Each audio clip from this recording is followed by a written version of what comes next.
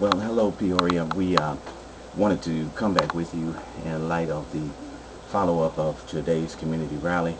Of course, this is the second of a small series of community anti-violence rallies in which we're calling upon the community, we're calling on individuals to speak to our gang culture, or just really not even just speak to the gang culture, but just to speak to the children, the families of the community. I'm a firm believer that the growth and values within our community should come from the community itself. We should not allow others to set a higher standard of values for us than we set for ourselves. Quite naturally, that leads into a lot of things. We have a utter breakdown almost at the street level. We've got families in which children are raising children, which some have turned away from all sense of right morality and turned away to what's called relative morality or self-morality. They're thinking of things that they can think of themselves that are right and reinforcing those things and living in those things because they don't want to hear truth. Well, we're in the Bible days and Bible times because men love darkness rather than light. They turn their heart away from the truth. But that does not prohibit and or stop us from making our best effort to reach out to these young people and to reach out to these families and begin the rebuilding process, because in Christ all things are possible. So the message that we want to look at taking away from rallies such as this, the news media always asks, well, what message do you want to send?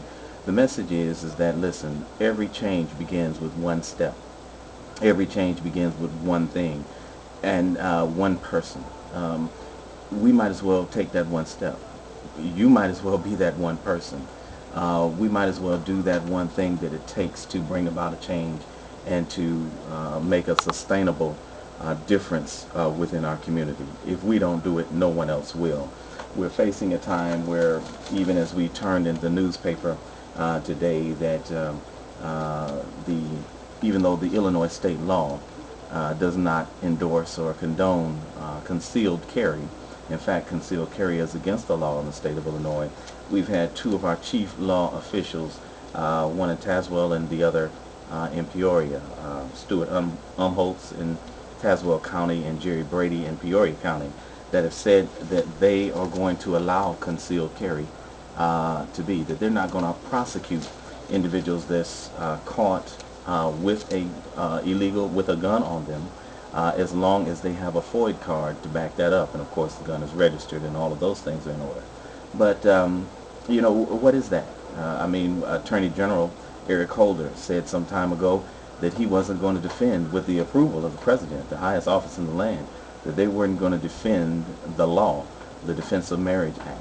What type of society is this, or has this become, when people choose what law to abide by and what law not to abide by, and then we look at these young men and these young ladies and we try to tell them to abide by the law?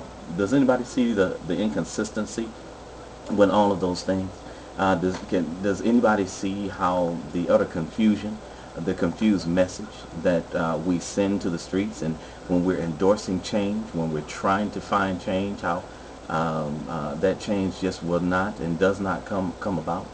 Well, this is a confused message, and it's a confused time, and it's time for the church to stand back up and take its place and do the right thing within the community and talk to and tell the young people what is the truth and what is right.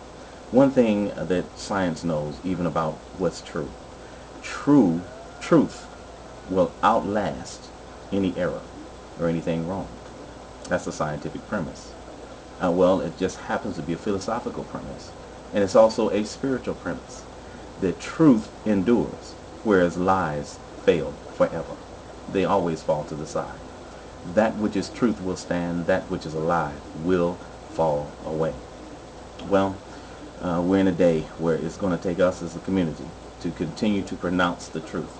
Listen, I'm beyond the fact or beyond the thought of who comes when I call, or who stands on the corner, or who's at a rally, or who, and all that. I'm beyond all of that.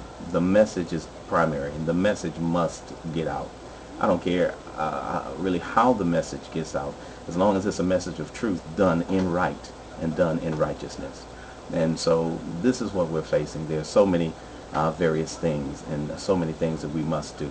So first of all, as I conclude this message, I want to say Happy Father's Day to all those fathers. I'm sorry that you weren't at the rally, but we did have a wonderful time. Following up to that Mother's Day rally was just fantastic. And we're looking forward to some even greater things, to where we get out and we begin to engage these young people in the community in order to seek and make a change in what we're dealing with. Yes, there's a lot we have to do. We have to support our educational system that has made some positive steps under Dr. Burnett to educate all of our children. We have to go into the police station and ask for a better community policing strategy, because the one that we have now has failed. We also have to rally at Jerry Brady's office and asking for better treatment of our citizens in the courtroom. On both sides of the issue. We're not asking for any more lenient of laws, but we are asking for fairness of treatment.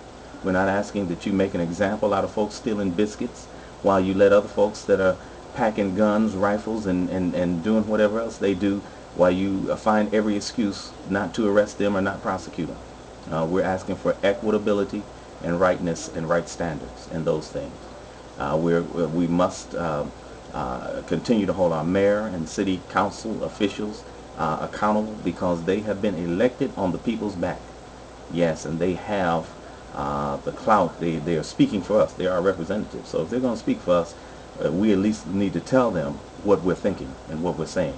That goes on down, not only for the city, but also for the state, for our elected representatives and senators and all of that.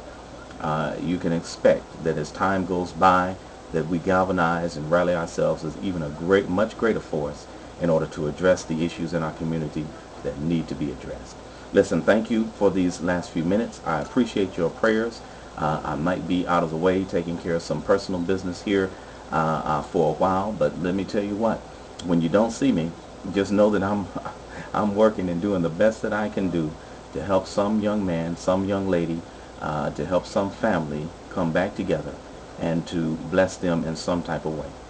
That's all we can do, is one person, one step at a time, and put God first, and I believe that God will bless. So thank you. I appreciate your prayers, and I appreciate your support. God bless you. Until next time.